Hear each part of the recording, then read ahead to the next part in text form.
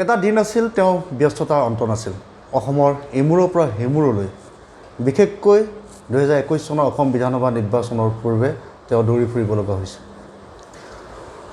অসম জাতীয় পৰিষদৰ নেতৃত্ব লৈ এক জাতীয় সত্তা আঞ্চলিক শক্তিক উত্থান কৰাৰ লক্ষ্যৰে অসমৰ ইমূৰৰ পৰা সিমূৰলৈ বিভিন্ন ৰাষ্ট্ৰীয় ৰাজনৈতিক দলৰ বিৰুদ্ধে এক নিৰ্বাচনী যুদ্ধত অৱতীৰ্ণ হোৱা অসম জাতীয় পৰিষদৰ অধ্যক্ষ সভাপতি লুৰিণজ্যোতি গগৈ কিছু সৈতে কথা পাতিবৰ বাবে আমি আজি আহিছোঁ যিখিনি কথা লুৰিণজ্যোতি গগৈক আমি সুধিব লগা আছিল নিৰ্বাচনৰ সময়ত তেখেত যথেষ্ট ব্যস্ত আছিল সাম্প্ৰতিক সময়ত তেখেতৰ ভৱিষ্যতৰ পৰিকল্পনা কি এই বিষয়ে কিছু কথা পাতিম স্বাগতম লুৰিণজ্যোতি গগৈ ডাঙৰীয়া ধন্যবাদ আপুনি অসম জাতীয় পৰিষদৰ সভাপতিৰ দায়িত্ব লৈ নিৰ্বাচনৰ পূৰ্বে যথেষ্ট ব্যস্ত হৈ থাকিব লগা হৈছে এতিয়া নিৰ্বাচনৰ সেই ব্যস্ততা হয়তো নাই কেনেধৰণে ব্যস্ত আছে সেই সময়ত আচলতে হাতত 100টা দিন পাইছিলোঁ আৰু 100টা দিনত যথেষ্ট ভয়াৱহ ব্যস্ততা আছে সাংগঠনিক কথা বতৰাবোৰৰ উপৰিও নিৰ্বাচনী সভা সমিতি প্ৰচাৰ কাৰ্য চলোৱা আৰু আন বহু কাৰিকৰী কথাৰ লগত জড়িত হৈ বিশেষকৈ এটা ৰাজনৈতিক দলৰ সামূহিক যিটো পৰিকল্পনা সকলো কথাত অংশগ্ৰহণ কৰিব লগা হৈছিল জড়িত হ'ব লগা হৈছিল গতিকে ব্যস্ততাটো অতি বেছি আছিলে কিন্তু তাৰ পাছত নিৰ্বাচনত ফলাফল আহিল আমি আশা কৰাৰ ধৰণে আমি ফলাফল নাপালোঁ ৰাইজৰ যিটো মেণ্ডেট ৰাইজে যিটো আমাক দিলে এইটো আমি গ্ৰহণ কৰিছোঁ কিন্তু তাৰ পাছত আমি খুব এটা যোগাত্মক দৃষ্টিভংগীৰে আগবঢ়াৰ কাৰণে পৰিকল্পনা কৰিছোঁ কাৰণ দল গঠনৰ সমগ্ৰ প্ৰক্ৰিয়াটো পটভূমিটো আপোনালোকে জানে সকলোৱে কাৰণ আঞ্চলিকতাবাদৰ বা জাতীয়তাবাদৰ প্ৰাসংগিকতা সদায় আছে যেতিয়া ফেডাৰেল ব্যৱস্থা এটাৰ কথা যেতিয়া আহে আৰু মানুহৰ নিজৰ আইডেণ্টিটি ছেল্ফ আইডেণ্টিটি নিজৰ ভাষা কৃষ্টি সংস্কৃতি জীয়াই ৰখাৰ কথা এইবোৰ বিভিন্ন এংগলৰ পৰা বিভিন্ন দৃষ্টিকোণৰ পৰা এইবোৰৰ প্ৰাসংগিকতা সদায় আছে আঞ্চলিক বৈষম্য য'ত থাকিব অধিকাৰ যেতিয়া অতি কেন্দ্ৰীভূতভাৱে কাঢ়ি লৈ যোৱা হ'ব সম্পদ ভূমি এইবোৰৰ অধিকাৰৰ প্ৰশ্ন যেতিয়া আহিব তেতিয়া নিশ্চয় জাতীয়তাবাদৰ আঞ্চলিকতাবাদৰ প্ৰাসংগিকতা থাকিব বিগত সময়ছোৱাত তাৰ বিভিন্ন ধৰণৰ পৰীক্ষা পৰীক্ষা হৈ গৈছিল অসম গণ পৰিষদৰ নামত কিন্তু যিহেতু সেই যিটো মডেল সেই মডেলটোৰ মাজত বিশ্বাসঘাতকতা প্ৰতাৰণা দেখাৰ পাছত অসমৰ ৰাইজক এটা শক্তিশালী স্বাভিমানী আপোচবিহীন জাতীয়তাবাদ দিবৰ কাৰণে এইটো দল আমি গঠন কৰিছিলোঁ এতিয়া পৰৱৰ্তী দিনত যিহেতু নিৰ্বাচনৰ ফলাফল আমি আশানুৰূপ নহ'ল তথাপিও বহুত তাৰ মাজতো আশাৰ বতৰা আছে 26টা সমষ্টিত আমি 10,000তকৈ বেছি ভোট পাইছোঁ 16টা সমষ্টিত 22,000তকৈ বেছি 22,000 পৰা 56,000 ভোট পাইছোঁ এইটোৱে আমাৰ মূলধন আমি কেপিটেল বুলি আমি গ্ৰহণ কৰিছোঁ আৰু ৰাইজৰ জনগণৰ যিটো মেণ্ডেট বা মতামত তাক আমি হিৰত লৈছোঁ সকলোৱে গ্ৰহণ কৰিছোঁ এতিয়া আমাৰ যিবোৰ কাৰিকৰীভাৱে 100 দিনত যিবোৰ কাম সম্ভৱ হৈ নুঠিলে সাংগঠনিক সম্প্ৰসাৰণ পৰিয়াল সমন্বয়কলৈকে আমি দায়িত্ব দিয়া জাতীয়তাবাদী মানুহসমূহক লৈ যোৱা আৰু আমাৰ যিবোৰ ভাতৃভগ্নী সংগঠন সকলো স্তৰতে আমাৰ আদৰ্শ আমাৰ ৰাজনৈতিক দৰ্শনটো তেওঁলোকৰ মাজলৈ লৈ যোৱাটো আমাৰ এটা প্ৰাথমিক দায়িত্ব থাকিব এইটোৱে মই ভাবোঁ এই সময়ত আমাৰ কাৰণে মূল বিষয় 4টাকৈ সমষ্টিতে উপনিৰ্বাচন অনুষ্ঠিত হ'ব আপুনি এই উপনিৰ্বাচনত অংশ লোৱাৰ বাবে কিবা প্ৰস্তুতি চলাইছে নেকি বিভিন্ন কথা ওলাইছে আপুনি এই উপনিৰ্বাচনত মৰিয়নিৰ পৰা প্ৰতিদ্বন্দ্বিতা কৰিব এইবিলাক কিমান সঁচা তেনেকুৱা কোনো ধৰণৰ সিদ্ধান্ত হোৱা নাই বহু প্ৰচাৰ বিভিন্ন ধৰণে সংবাদ মাধ্যমতো আহিছে সামাজিক মাধ্যমত যথেষ্ট বেছি প্ৰচাৰ আলোচনা হৈছে কিন্তু মূল কথাটো হ'ল যে আমি এটা বেছিক ফাণ্ডামেণ্টেল প্ৰিন্সিপল আজি ৰাইজৰ আগত আমি দাঙি ধৰিছোঁ আমাৰ মূল কথাটো হ'ল যে বিজেপিক আমি প্ৰতিহত বা প্ৰতিৰোধ কৰিবলৈ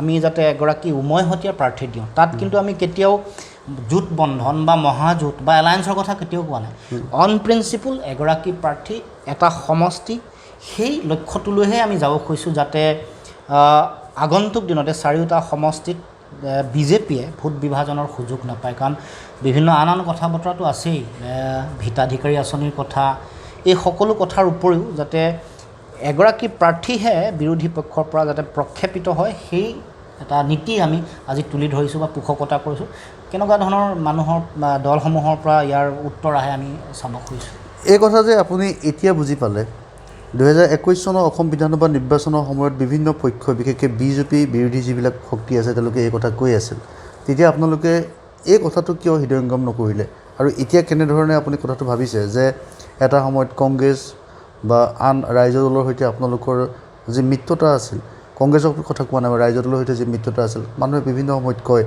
আচলতে এই মিত্ৰতাটো অকল লুৰিণজ্যোতি গগৈ আৰু অখিল গগৈৰ মাজত সীমাবদ্ধ থাকিল। কাৰণ লুৰিণজ্যোতি গগৈয়ে প্ৰতিনিধিত্ব কৰা সমষ্টিকেইটাত ৰাইজৰ দলৰ প্ৰাৰ্থী নিদিলে, অখিল গগৈয়ে প্ৰতিনিধিত্ব কৰা সমষ্টিটোত অসম জাতীয় পৰিষদে প্ৰাৰ্থী নিদিলে।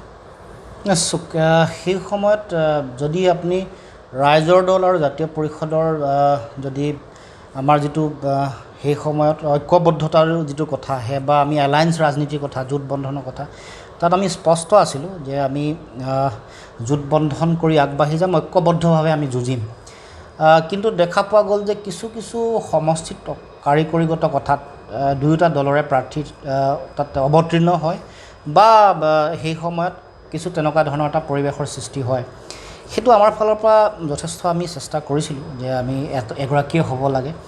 কিছুমান সমষ্টিত মতৰ অমিল আছিল, আমি ফ্ৰেণ্ডলি কণ্টেষ্টৰ কথাও কৈছিলোঁ, কিন্তু সেই কথাটো মূৰকত হৈ নুঠিল বা সেইটো যেনেকৈ আমি কমন মানুহৰ জনগণৰ মাজলৈ লৈ যাব লাগিছিল সেইটো সম্ভৱ হৈ নুঠিল। কিন্তু সামগ্ৰিকভাৱে আমাৰ আজিৰ যিটো দৃষ্টিভংগী, সেইটো দৃষ্টিভংগী হ'ল যে আমি কেতিয়াও কংগ্ৰেছৰ লগত এলায়েন্স বা আন দলৰ লগত এলায়েন্সৰ কথা কেতিয়াও কোৱা নাই, কেৱল মাত্ৰ বিজেপিক প্ৰতিৰোধ কৰিবৰ কাৰণে। গতিকে মানুহে সেইটো বিষয়টো টুইষ্ট কৰি দিব পাৰে যে আগৰ এটা আমাৰ দলীয় আদৰ্শ আৰু দৃষ্টিভংগী আজি পাৰ্থক্য আহিছে, নাই, অহা নাই। কাৰণ আমি আমাৰ দৃষ্টিভংগীটো, আমি যিটো দৰ্শনটো মানুহৰ মাজলৈ আগবঢ়াইছিলোঁ, সেইটো দীঘলীয়া অভিজ্ঞতাৰ পৰাই কৈছিলোঁ যে ৰাষ্ট্ৰীয় ৰাজনৈতিক দলসমূহে তেওঁলোকে কৰা কাম কাজ, তেওঁলোকৰ চৰিত্ৰ, অসমৰ প্ৰতি দৃষ্টিভংগী, অসমৰ প্ৰতি কৰা ৰাজনৈতিক তেওঁলোকৰ যিটো ব্যৱহাৰ বা কাম কাজ, তাৰ ওপৰত ভিত্তি কৰি সাম্প্ৰদায়িক ৰাজনৈতিক শক্তিসমূহৰ বিজেপি IDF-ৰ মাজত চৰিত্ৰগত কোনো পাৰ্থক্য নাই, এই কথা আজিও আমাৰ মাজত আছে আৰু সেইটো আদৰ্শ আমাৰ মাজত থাকিব। কিন্তু আজি মূল কথাটো হ'ল যে যোৱাবাৰ নিৰ্বাচনত আমি যিহেতু ৰাইজে মেণ্ডেট আমাৰ ফেভাৰত নিদিলে বা আমাক সেই ধৰণে তেওঁলোকে আঁকোৱালি নল'লে, সেইটো এটা আমাৰ অভিজ্ঞতা। যোৱাবাৰ নিৰ্বাচনটো আমাৰ কাৰণে অভিজ্ঞতা। গতিকে আজি আমি দেখিছোঁ যে আমি যদি বিজেপিক প্ৰতিহত কৰিব লাগে, প্ৰতিৰোধ কৰিব লাগে, তেতিয়াহ'লে এগৰাকী উমৈহতীয়া প্ৰাৰ্থী দিব লাগিব। কাৰণ আমাৰ যোৱাবাৰ আমি নিৰ্বাচনটোত এটা কাৰণে আমি আমাৰ দৃষ্টিভংগী স্পষ্ট ৰাখিছিলোঁ, কাৰণ চাওক অসম গণ পৰিষদক জনগণে কিয় প্ৰত্যাখ্যান কৰিলে? কাৰণ বিজেপিৰ বুকুচাত উঠি তেওঁলোকৰ যিটো আঞ্চলিকতাবাদী, জাতীয়তাবাদী চৰিত্ৰটো হেৰুৱালে বা আৰু কিছু তেওঁলোকৰ কাম কাজৰ কথা আছে। গতিকে আমি এটা আপোচবিহীন ৰাজনৈতিক দল হ'ব খুজিছিলোঁ। আমি কেতিয়াও কংগ্ৰেছৰ লগত জোটবন্ধনত গৈ বা তেওঁলোকৰ সহায় লৈ আমি ৰাজনৈতিক বৈতৰণি পাৰ হোৱাৰ কথা ভবা নাছিলোঁ। আমি অসমৰ জনগণক এটা বিকল্প আপোচবিহীন স্বাভিমানী জাতীয়তাবাদী আদৰ্শৰ ৰাজনৈতিক দল দিব খুজিছিলোঁ। গতিকে এইটো আমাৰ দৃষ্টিভংগী আজিও আছে, পৰৱৰ্তী দিনতো থাকিব।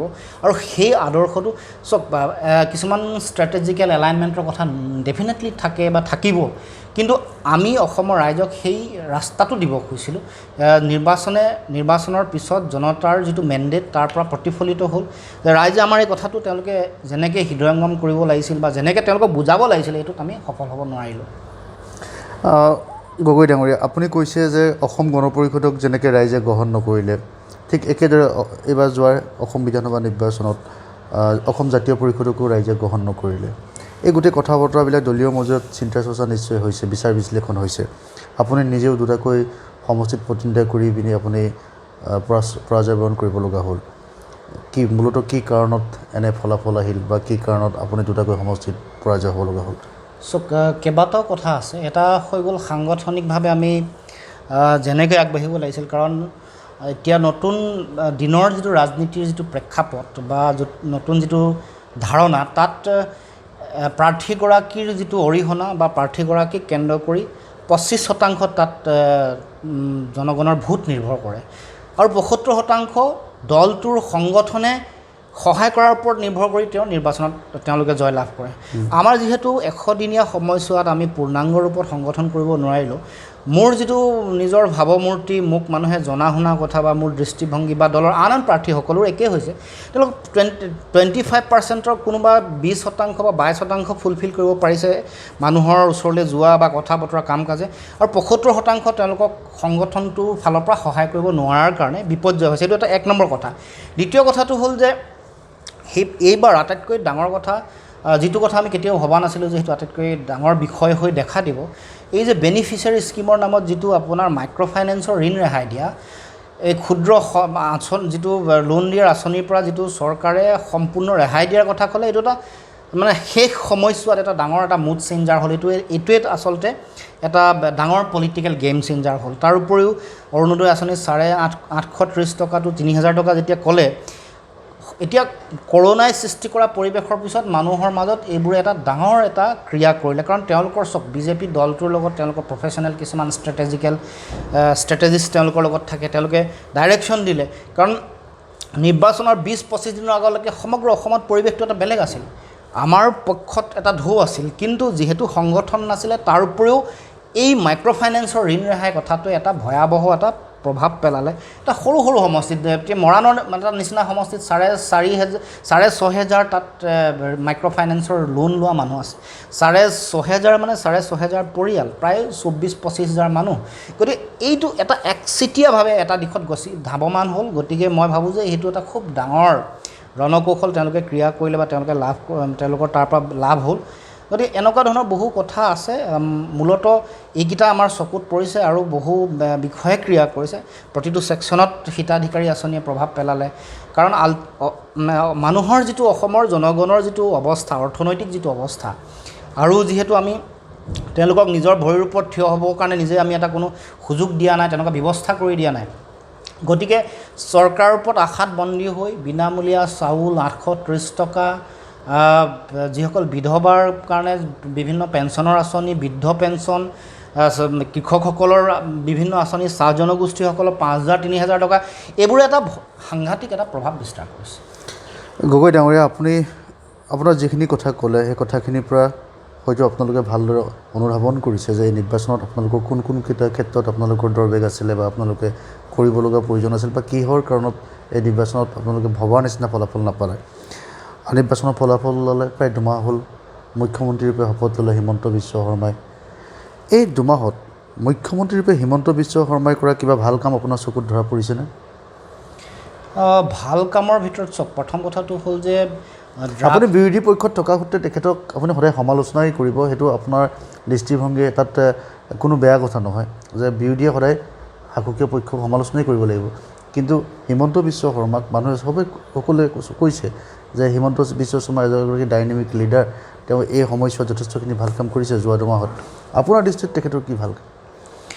ড্ৰাগছ বিৰোধী যিটো অভিযান, সেই অভিযানটো এটা গুৰুত্বপূৰ্ণ, মই ভাবোঁ এইটো এটা প্ৰয়োজনীয় কথা আছিল। আচলতে ড্ৰাগছমুক্ত বা ৰাগিয়াল বস্তুৰ যিটো প্ৰভাৱ, মানে সেইটো নাইকিয়া কৰিবৰ কাৰণে চৰকাৰে ব্যৱস্থা আগতে গ্ৰহণ কৰিব লাগিছিল বা চৰকাৰে ব্যৱস্থা গ্ৰহণ কৰিও সফল হোৱা নাই। এইবাৰ খুব এগ্ৰেছিভলি এখন চৰকাৰে ড্ৰাগছ বিৰোধী অভিযান চলাইছে। সেইটো এটা মই ভাবোঁ যে যোগাত্মক বিষয়। দ্বিতীয় কথাটো হৈ গ'ল যে NRL-টো 26% চৰকাৰে ইনভেষ্টমেণ্ট কৰি এইটো এটা পাব্লিক ছেক্টৰ আণ্ডাৰটেকিং বা অইলে কিনি ল'লে বা অইলৰ এটা মালিকানাধীন হৈ থাকিল বা PSU এটা হৈ থাকিল। সেইটো এটা মই ভাবোঁ যে গুৰুত্বপূৰ্ণ কথা, যিবোৰ কথা আমিও আগতে আন্দোলন কৰিবলৈ যাওঁতে যেতিয়া ব্যক্তিগত খণ্ডৰ হাতত অৰ্পণ কৰিবলৈ বিচাৰিছিলে তেতিয়া কৈছিলোঁ যে চৰকাৰে এইটো ল'ব লাগে, PSU কৰিব লাগে, সেইটো এটা ভাল কাম।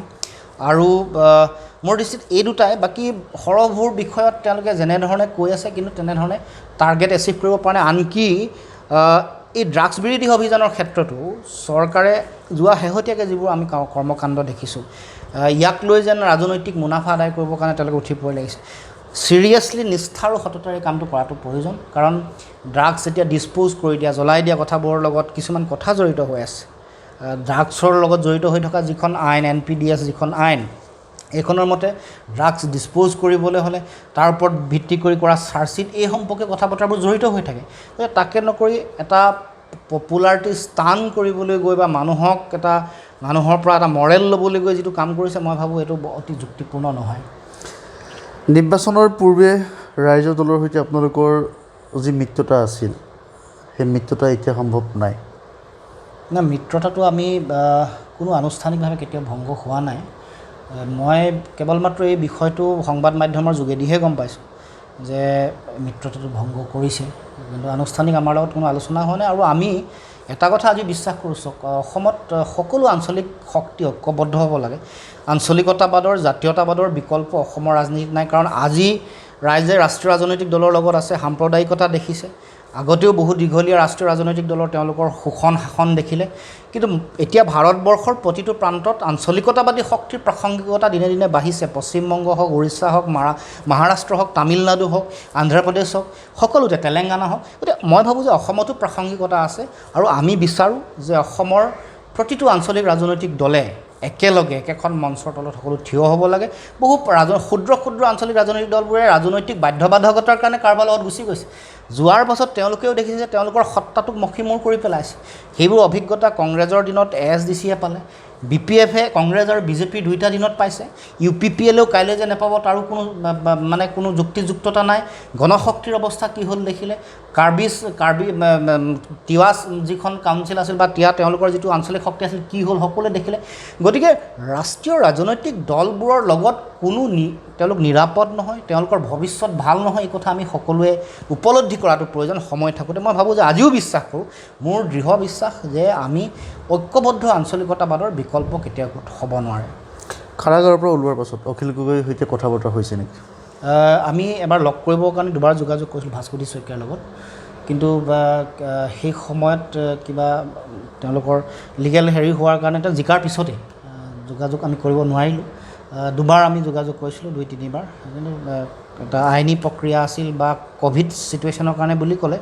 কিন্তু তাৰ পিছতো আমি চেষ্টা কৰিছিলোঁ, আমি এবাৰ আমাৰ অফিচলৈ মতাৰ কাৰণেও আমি চিন্তা চৰ্চা কৰিছিলোঁ, কিন্তু সেইটো সম্ভৱ হৈ উঠা নাই। কাৰাগাৰৰ পৰা ওলোৱাৰ পাছত অখিল গগৈৰ সৈতে কোনো কথা বতৰা আপোনালোকৰ আনুষ্ঠানিক আলোচনা হোৱা নাই। অখিল গগৈয়ে এতিয়া গোটেই অসম বিধানসভাত বিৰোধী পক্ষ, বিশেষকৈ বিৰোধী পক্ষ বুলি ক'বলৈ হ'লে অখিল গগৈয়ে অসমৰ যি কা বিৰোধী আন্দোলন আছিলে, সেই আন্দোলনত যিসকল মানুহে বিশ্বাস ৰাখিছিলে, আস্থা ৰাখিছিলে, তেওঁলোকক প্ৰতিনিধিত্ব কৰি অসম বিধানসভাত মোক এটা কণ্ঠ হিচাপে দেখা দিছে। অখিল গগৈয়ে এই যোৱা কিছুদিনত অসম বিধানসভাত কৰা কিছু কাম কাজক লৈ যথেষ্ট চৰ্চাও হৈছে। আপুনি কি ভাবে, অখিল গগৈক বিধানসভাত মাত মাতিব দিয়া হোৱা নাই নে আন কিবা কাৰণত এই গোটেই প্ৰক্ৰিয়াটোৰ মাজত অখিল গগৈক টানি লৈ যোৱা হৈছে? দল বা শাসকীয় দলৰতো এটা ষড়যন্ত্ৰ থাকিবই যে প্ৰতিবাদী কণ্ঠ এটা কেনেকৈ বন্ধ কৰিব পাৰি, স্তব্ধ কৰিব পাৰি। আৰু অখিল গগৈ ডাঙৰীয়া যথেষ্ট অভিজ্ঞ। মই ভাবোঁ যে তেওঁৰ এই জালখন ফালি আগবাঢ়ি যাব লাগিব। বিভিন্ন ধৰণৰ কূটকৌশল থাকিব, ৰণকৌশল থাকিব। তাৰ মাজত কেনেকৈ বিধানসভাৰ নীতি নিয়মৰ মাজত প্ৰতিবাদ বা অসমৰ জনগণৰ কণ্ঠ হৈ জিলিকি উঠিব পাৰে, সেইটো তেওঁৰ মই ভাবোঁ যে মূল দায়িত্ব হ'ব। আৰু সেইটোৱেই অসমৰ জনগণে আশা কৰিছে। কাৰণ বিধানসভাৰ মজিয়াত বিৰোধী পক্ষৰ ভূমিকা বা তেওঁলোকৰ শক্তিৰ উমানটো তেওঁ নিজে দেখুৱাব লাগিব অসমৰ ৰাইজক সেই বস্তুটো। কাৰণ বাকী আন বিৰোধী পক্ষ বহু কথাত বিভিন্ন ধৰণৰ কথা বতৰা তেওঁলোক নিমাতে আছে, বা তেওঁলোকে চৰকাৰ অহাৰ পাছত তেওঁলোকে বহু কথা বতৰা তেওঁলোকে বিচৰা নাই।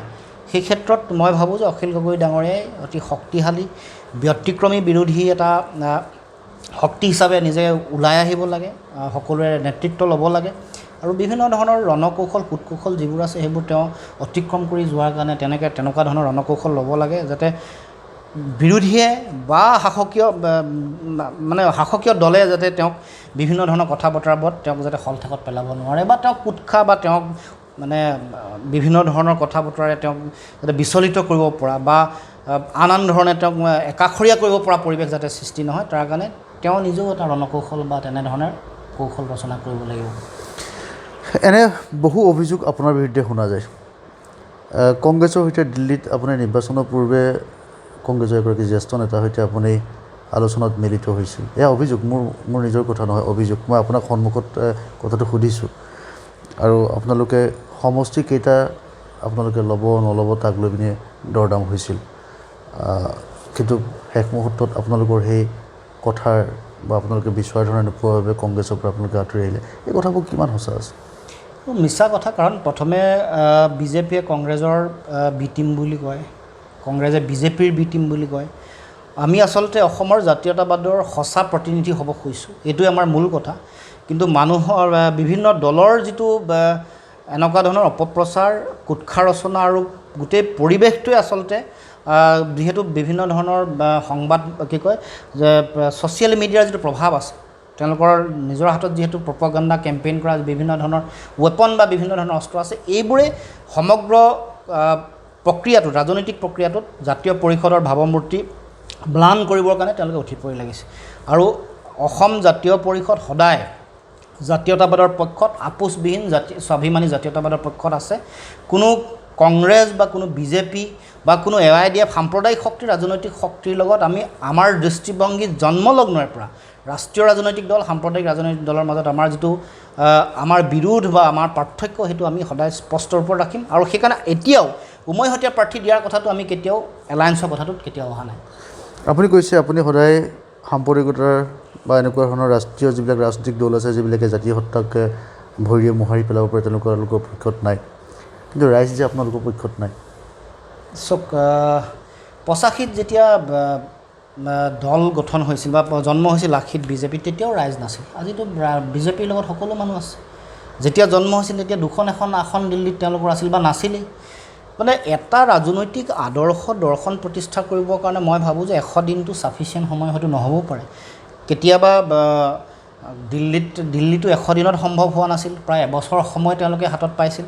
গতিকে মই নাভাবোঁ যে যিটো সত্য আৰু বাস্তৱ যদি আমি মানুহৰ সঁচাকৈ মানুহৰ মনৰ চিন্তাক আমি প্ৰতিনিধিত্ব কৰিব পাৰোঁ, তেওঁলোকৰ শংকা, তেওঁলোকৰ বিপদ, তেওঁলোকৰ জাতীয় সংকটক যদি আমি তেওঁলোকৰ লগত থাকি আমি সততা নিষ্ঠাৰে যদি সংগ্ৰাম কৰি তেওঁলোকক বাট দেখুৱাব পাৰোঁ, এটা দিনত ৰাজনৈতিক আদৰ্শটো প্ৰতিষ্ঠা হ'ব। হয়তো মোৰ দিনত হয়তো নহ'ব পাৰে, কিন্তু আগন্তুক দিনত জাতীয়তাবাদী আদৰ্শৰ যিটো ৰাজনৈতিক ধাৰা আৰু দৰ্শন, এইটো এদিন নহয় এদিন প্ৰতিষ্ঠা হ'বই।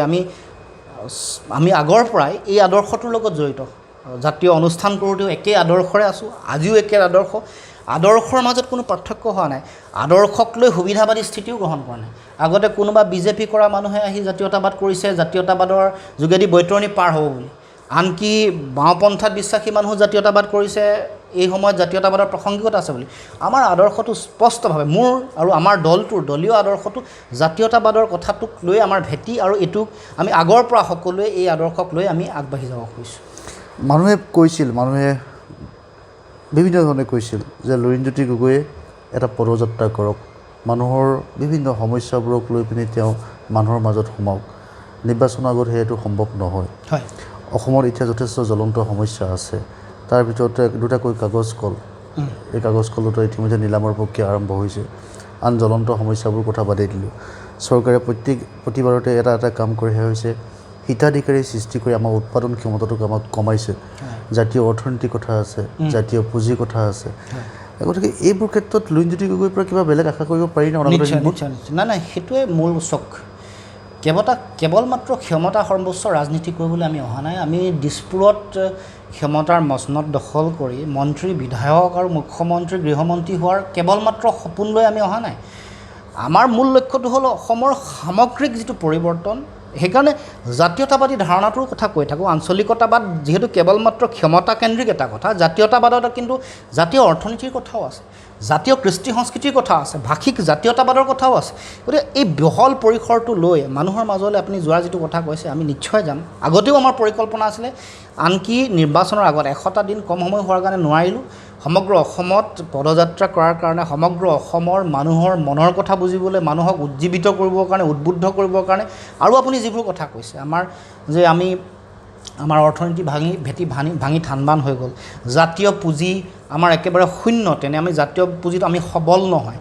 যিবোৰ আমাৰ উৎপাদনশীল যিবোৰ ক্ষেত্ৰ আছে, সম্ভাৱনাপূৰ্ণ ক্ষেত্ৰ, সেইবোৰত আমি কাম কৰা নাই। আমাৰ হাতৰ পৰা দিনে দিনে নিতৌ হেৰুৱাই পেলাইছোঁ। সেইবোৰ পুনৰ উজ্জীৱিত কেনেকৈ কৰিব পাৰি? আমাৰ হাতত থকা সম্ভাৱনাপূৰ্ণ অৰ্থনৈতিক ক্ষেত্ৰসমূহ চিনাক্তকৰণ কৰি তাক কেনেকৈ আমি জাতীয় পুঁজি শক্তিশালী কৰিবৰ কাৰণে কেনেকৈ ব্যৱহাৰ কৰিব পাৰোঁ, সেই কথা বতৰাবোৰ আমি কৰিব লাগিব। কৃষিক কেনেকৈ আধুনিক কৃষি প্ৰণালীৰ লগত ৰাইজক অভ্যস্ত কৰি পৃথিৱীৰ নতুন যিটো অৰ্গেনিক ট্ৰেণ্ডৰ খেতি, তাক কেনেকৈ কৰিব পাৰি, এই আমাৰ পটেঞ্চিয়েলিটি কি, আমাৰ মাটিবোৰত আমাৰ কোন ক্ষেত্ৰত আমাৰ সম্ভাৱনা আছে, অৰ্গেনিচিটিটো যে আজিও জীয়াই আছে, এইবোৰ কথা মানুহক শিক্ষিত কৰিব লাগিব। আৰু আমি যিটো পৰমুখাপাখি যিটো চৰিত্ৰ, সেইটো নাইকিয়া কৰি কৰ্ম সংস্কৃতি আমাৰ ছাত্ৰ ছাত্ৰী, যুৱক যুৱতীসকলক দিব লাগিব। মানুহক সামাজিক ৰাজনৈতিক ন্যায়ৰ কথা বুজাব লাগিব। সকলো কথা, কৃষ্টি সংস্কৃতি কেনেকৈ সামূহিক এটা লক্ষ্য লৈ আগবাঢ়িছোঁ। কিন্তু আমাৰ লক্ষ্যটো স্থিৰ মই ভাবোঁ যে আমি লক্ষ্যত উপনীত হ'ব পাৰিম কাৰণ এইবোৰ সংকট মানুহৰ মাজত আছেই আৰু মানুহে নিজৰ আইডেণ্টিটি ছেল্ফ আইডেণ্টিটি বিচৰাটো সেইটো এটা স্বভাৱজাত প্ৰক্ৰিয়া এইটো এটা বেছিক ইনষ্টিংক্ট মানুহৰ যিকোনো মানুহে বিচাৰে নিজৰ চিনাকি নিজৰ ভৱিষ্যত নিজৰ ভাষা সংস্কৃতিৰ ভৱিষ্যত ভাল অৰ্থনীতি নিজে নিজৰ ভৰিৰ ওপৰত থিয় হোৱা কথা এইবোৰ খালি তেওঁলোকক আমি বাট দেখুৱাবলৈ উজ্জীৱিত কৰিব লাগিব গতিকে মই আমাৰ দলটোৱে সকলো প্ৰান্তলৈ গৈ এই কথা বতৰাবোৰ আমি আগবঢ়াই লৈ যাম যাতে নতুন যুৱ প্ৰজন্মক নতুন বাট দেখুৱাব পাৰোঁ তাৰ উপৰিও তেওঁলোকক সকলোকে এৱেৰ কৰিব পাৰোঁ তেওঁলোকক শিকাব বুজাব পাৰোঁ শিক্ষিত কৰি তুলিব পাৰোঁ সেই কথাটো আমাৰ থাকিব আৰু ৰাজনৈতিক সংগ্ৰাম তাৰ লগে লগে থাকিব কাৰণ আমি ক্ষমতাও কুক্ষিগত কৰিব লাগিব তাৰ কাৰণেও লক্ষ্য ল'ব লাগিব আৰু সামগ্ৰিকভাৱে সকলো কথা বতৰা জাতীয় জীৱনৰ সকলো কথাক লক্ষ্য কৰি আমি পৰিকল্পনা প্ৰস্তুত কৰিছোঁ আৰু আগন্তুক দিনত আগবাঢ়ি যাম তেনেকৈ বহুতে কয় যে লুৰিণজ্যোতি গগৈয়ে ৰাজনীতিত যোগদান নকৰা হ'লেই ভাল আছিল লুৰিণজ্যোতি গগৈ ছাত্ৰ নেতা হিচাপে তেওঁ যি দক্ষতা তেওঁ যি মানুহৰ মাজত আস্থা বিশ্বাস আছিল ৰাজনীতিলৈ যোৱাৰ পাছত সেয়া হ্ৰাস পাইছে কেতিয়াবা মনত অনুভৱ হয় নেকি যে ৰাজনীতিলৈ নহা হ'লেই ভাল আছিল নাই নহয় মই সেইটো স্পষ্ট আগৰ পৰাই যে এটা নিৰ্দিষ্ট সময়লৈকে ছাত্ৰ ৰাজনীতি কৰিব লাগে তো মই আজিও দৃঢ় কাৰণ মোৰ কোনো সেইটোক লৈ কোনো মই দুখ কেতিয়াও কৰা নাই তেতিয়াও স্পষ্ট আছিলোঁ যিদিনাখন মই বিদায় লৈছোঁ সেইদিনাখনো স্পষ্ট যে মোৰ এটা সময় হ'ল মই তেতিয়া কৈছিলোঁ আপোনালোকৰ আগতে কৈছিলোঁ যে মানুহৰ কিছুমান কাম কৰাৰ সময় থাকে শৈশৱত কি কৰিব সেইটো আপোনাৰ নিৰ্ধাৰণ হৈ আছে শিশু কৈশোৰত কি কৰিব যৌৱনপ্ৰাপ্ত হ'লে কি কৰিব তাৰপিছত এটা সময়ত আপুনি কি কৰিব গতিকে ছাত্ৰ ৰাজনীতি বা ছাত্ৰ সংগঠন এটা নেতৃত্ব কিমান সময়লৈকে দিম এটা মই ভাবোঁ যে এটা সময়সীমা সময়ে সকলো কাম নিৰ্ধাৰণ কৰি থয় নিশ্চয় মই গতিকে এতিয়া চাওক মই এনেকুৱা ধৰণৰ এই চেলেঞ্জিং কথাটো যে আমাৰ অনিশ্চয়তা এটা নতুনকৈ ৰাজনৈতিক দল গঠন কৰাটো আপুনিও জানে যে অত্যন্ত প্ৰত্যাহ্বানপূৰ্ণ বহু ধৰণৰ কথা জড়িত হৈ থাকে সাংগঠনিক কথাৰ উপৰিও কাৰিকৰী কথা অৰ্থ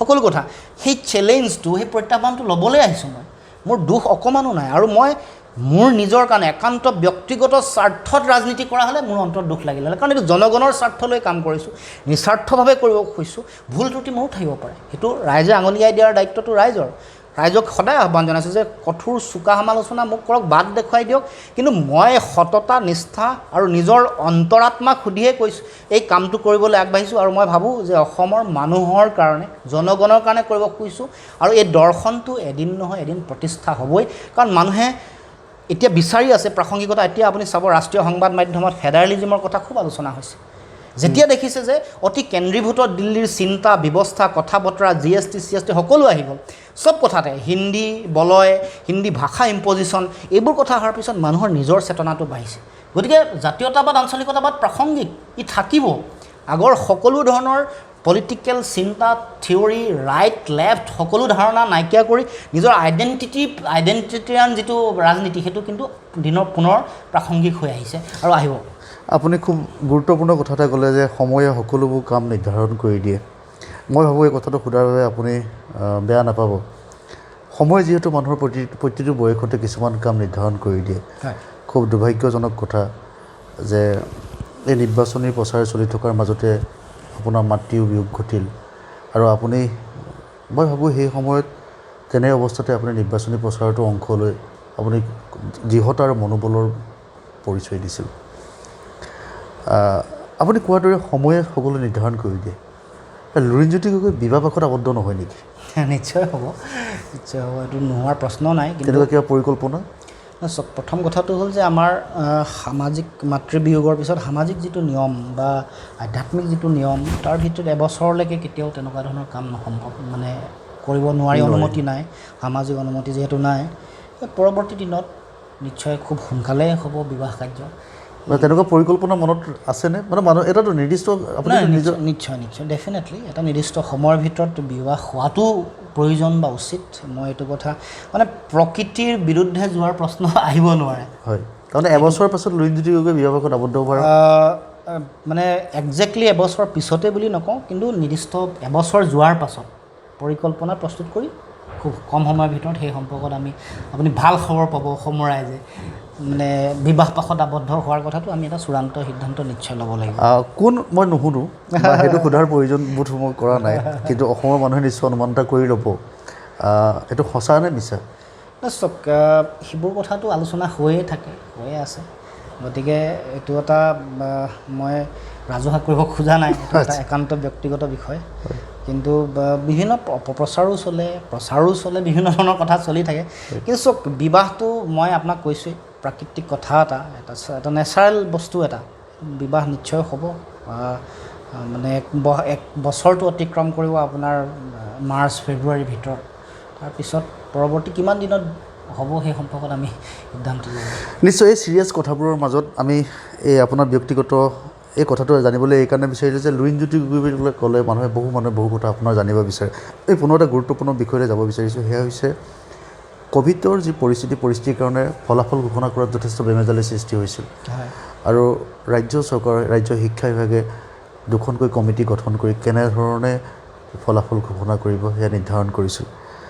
কিন্তু খুব পৰিতাপৰ কথা যে ভাল ফলাফল লাভ কৰা আশাত শিক্ষক, সেৱাৰে জড়িত বা স্কুলৰ পৰিদৰ্শকৰ কাৰ্যালয়ত কাম কৰা মানুহ উৎকোচ লোৱা এটা চক্ৰ ধৰা পৰিছে। আপুনি এগৰাকী আজি আপুনি অসম জাতীয় পৰিষদৰ অধ্যক্ষ বা সভাপতি, কিন্তু এসময়ত আপুনি অসমৰ ছাত্ৰ জীৱনক দিক নিৰ্ণয় কৰিব পৰা এটা অনুষ্ঠান, জাতীয় অনুষ্ঠান সদৌ অসম ছাত্ৰ সন্থাক নেতৃত্ব দিছিল। এই বিষয়টোক লৈ আপোনাৰ মতামত কি? নহয়, এইটো অতি ভয়াৱহ কথা এটা।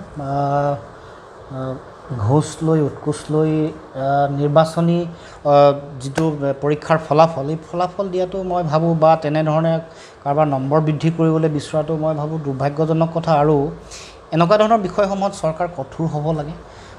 যিসমূহ চক্ৰ অতি সক্ৰিয় হৈ আছে তেওঁলোকক উৎখাত কৰা, তেওঁলোকক শাস্তি দিয়াৰ ব্যৱস্থা গ্ৰহণ কৰিব লাগে। আৰু আমাৰ সন্মানীয় শিক্ষাগুৰুসকলো এই ক্ষেত্ৰত অতি সতৰ্ক সচেতন হৈ থাকিব লাগে। বিশেষভাৱে ছাত্ৰ ছাত্ৰীসকলক ন্যায় দিয়াটোৱে আমাৰ মূল কথা। কাৰণ দুটা অতি গুৰুত্বপূৰ্ণ পৰীক্ষা, হাইস্কুল শিক্ষান্ত আৰু উচ্চতৰ মাধ্যমিক চূড়ান্ত পৰীক্ষা, এই দুটাৰ ওপৰতে মানুহৰ জীৱনৰ গতিপথে সলনি হৈ যায়। গতিকে এতিয়া তেওঁলোকে ছাত্ৰ ছাত্ৰীসকলে এনেকুৱা এটা দুৰ্যোগৰ মাজেৰে তেওঁলোকে দিন নিয়াইছে। তেওঁলোকৰ দুটা এতিয়া ভয়ৰ কথা আহি পৰিলে। এটা, তেওঁলোকৰ এইখন সমিতিয়ে সিদ্ধান্ত দিলে, তেওঁলোকক ইভালুৱেশ্যন বা তেওঁলোকক মাৰ্কিং কৰা এটা ব্যৱস্থা কৰি দিলে। কৰাৰ পাছত আকৌ সহমতত উপনীত হ'ব পৰা নাই চৰকাৰে নিজৰ মাজতে। তেওঁলোকে তাৰ কাৰণে আকৌ ইকুৱেলাইজিং এক্সাম পৰীক্ষা এটা পাতিব খুজিছে। এইটোত আমি ভাবোঁ যে এই 2021 চনৰ বেষ্টৰ ছাত্ৰ ছাত্ৰীসকলক তেওঁলোকে নিজকে যাতে ইনফিৰিয়ৰ বুলি বেলেগৰ লগত যাতে অনুভৱ কৰিবলৈ সুযোগ নাপায়, মানে তেওঁলোকে হীনমন্যতা ভোগ কৰা পৰিৱেশটো যাতে নাহে, সেইটোও ঠিক কৰিব লাগে। কাৰণ মেকানিজিম যিটোৱে হওক অলপ নিখুঁত হোৱাটো অত্যন্ত প্ৰয়োজন। আগতীয়াকৈ চৰকাৰে এনেকৈ ডিটাৰমাইন কৰি কৈছে যে বাঘবৰজনীয়াৰ ল'ৰা ছোৱালীয়ে বেছিকৈ পাব। এইটো আকৌ এটা কমিউনেল এংগুলো তাত ইণ্টাৰপ্ৰিট কৰিব খুজিছে, সেইটোও বেয়া কথা। দ্বিতীয় কথাটো হ'ল যে কেনেকৈ গম পালে যে তেওঁলোকে বেছিকৈ পাব বা কমকৈ পাব? আগতীয়াকৈ কেনেকৈ গম পালে? যদি আপোনালোকে গমেই পাইছে তেতিয়াহ'লে ঠিক ৰেক্টিফাই কিয় নকৰে? জাষ্টিচ দিয়া, যাতে তেওঁলোকে আৰু দ্বিতীয়বাৰ, কাৰণ টেট পৰীক্ষাটো দিব লাগিব। টেট পৰীক্ষাটোৱে আচলতে কোৱালিফাইং এক্সামিনেশ্যন। কাৰণ বিভিন্ন পৰ্যায়ৰ বিভিন্ন পাৰ্চেণ্টেজ পোৱা বিভিন্ন ষ্ট্ৰীমৰ মানুহে আহি পৰীক্ষা দি কোৱালিফাই হয়। হোৱাৰ পাছত 21 চনৰ বেষ্টটোৱে আকৌ বেলেগে আকৌ এটা কোৱালিফাইং টেষ্ট আজিৰ পৰা 10 বছৰ 12 বছৰ 8 বছৰ পিছত দিব লগা হোৱাটো মই ভাবোঁ তেওঁলোকৰ ওপৰত দুটা মানে হেঁচা এটা তেওঁলোকৰ। গতিকে সেইটোক তেওঁলোকে ইয়াতে কৰিব লাগে। কাৰণ তেওঁলোকতো দোষী নহয়, ছাত্ৰ ছাত্ৰীসকল পৰিৱেশ পৰিস্থিতি দোষী। তেওঁলোকক কেনেকৈ ন্যায় দিব এইটো চৰকাৰে ঠিক কৰিব লাগে। আৰু নিৰ্দিষ্ট সময়ত পৰীক্ষা পতাৰ কথা বহুতে কৈছিল, সেইটো সময়ত তেওঁলোকে নাপাতিলে। কাৰণ পৰীক্ষাটোতকৈ গুৰুত্বপূৰ্ণ বুলি তেওঁলোকে নিৰ্বাচনটো ভাবিলে। গতিকে এইবোৰ কথাও যথেষ্ট আছে। গতিকে মই ভাবোঁ যে বহু ৰাজ্যত পাতিছে পৰীক্ষা, ইয়াত পাতিব নোৱাৰিলে বা এইটো সময়ত বিহাৰৰ দৰে ৰাজ্য অনুষ্ঠিত কৰিছে পৰীক্ষা, কেৰেলাৰ দৰে ৰাজ্য অনুষ্ঠিত কৰিছে। কাৰণ তেওঁলোকে এই বিষয়ত তেওঁলোকে সম্পূৰ্ণ ব্যৱস্থা গ্ৰহণ কৰিছে, কামটো কৰিছে। কিন্তু আমাৰ ইয়াত তেওঁলোকে যিহেতু দুটা কথা, সময়মতে তেওঁলোকে পাতিব পৰা নাই। দ্বিতীয় কথা, তেওঁলোকে সম্পূৰ্ণ ব্যৱস্থাপনা ছাত্ৰ ছাত্ৰীসকলক তেওঁলোকৰ স্বাস্থ্য ছিকিউৰ কৰিব পৰা কোনো ধৰণৰ ব্যৱস্থাও কৰিব পৰা নাই। এতিয়া ভেকচিনেশ্যনৰ কামো ছাত্ৰ ছাত্ৰীসকলক দি তেওঁলোকে সাং কৰিব পৰা নাই। গতিকে এই কথাবোৰ মই ভাবোঁ যে পৰ্যালোচনা কৰাটো বা এইটো ছাত্ৰ ছাত্ৰীসকলক বিশেষকৈ জাষ্টিচ ন্যায় দিয়াটো বৰ প্ৰয়োজন। ধন্যবাদ লুৰিণজ্যোতি গগৈ, আপুনি অত্যন্ত ব্যস্ততাৰ মাজত আমাক কিছু সময় দিলে। আৰু বহুত দিনৰ বিৰতিৰ মূৰত আপোনাৰ পৰা আপুনি কৰি থকা কামখিনি, আপোনাৰ দৃষ্টিভংগীৰ বিষয়ে আমি জানিলোঁ। আশা কৰোঁ দৰ্শকেও ভাল পাব আপোনাৰ এই কথাখিনি। পুনৰ শুভেচ্ছা জনালোঁ। বহুত ধন্যবাদ, অশেষ ধন্যবাদ।